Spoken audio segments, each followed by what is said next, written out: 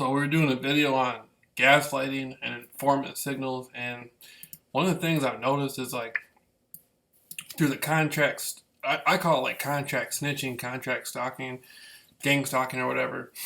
Like it's not as simple as just people harassing people and stalking people and following people around who work for the police, but they also set a lot of people up for crimes they didn't commit and for stuff they're doing. For me, I got hit up for something I didn't even do, but I've seen people get set up on big dope cases and stuff, and they don't know what gang stalking is. They don't know what's going on. But the same way they follow people and harass people, like with the lights and wearing the certain colors, they're setting people up. Then they hire people who aren't even really they hire like they used to hire a lot of people and try to make them look like gang members. And gang stalking doesn't really have anything to do with gang members. But there's people that do the gang stalking stuff who try to dress up like gang members, to like intimidate people or to do some informant type stuff. And there was one guy, like this was over by Shells in the Heights, right? And I was going over to my cousin's house, and I was crossing the street, and I was getting into a car, and it was some guy. I knew one of the guys. I didn't know the other guy, and the other guy was like kind of like trying to use him to do the gang stalking stuff and walk around where I was at.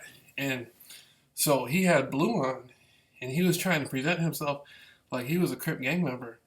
And like I was like, man, this is crazy. Like, like there's probably like, a few people are actually really Crips in Muskegon. Like there's one guy I know, he grew up in California, so he really is like from that lifestyle and stuff. But when it comes to the contract stalking, they're paying people to dress up like this.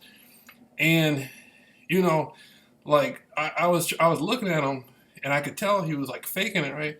And so I told my friend, I was like, well, I was like, told my friend, I was like, look, we're gonna ask him a question. We asked him, we were saying, okay, like if you're really a Crip or something, are you from neighborhood Crip? Are you from like 4 Tray gangster Crip, 7 Tray, 8 Tray? Like, are you like from the hundreds? Are you from Long Beach or something? Like what's where you what is it? Where's your origins coming from? And he didn't even know what to say. Like that's how I knew it wasn't real. And I'm thinking like there's dozens of people that they're paying to do this type of stuff, and they're setting guys up on big dope cases and stuff. And they like, I'm thinking like maybe they use that as a front to wear certain colors. And the FBI used to have this thing called pass it along, where they would follow people to a certain point and have a different group intercept that person and follow them. And like these people follow people all around town in groups, like, and they use the Homeland Security apps and stuff, like on some informant, like harassing people.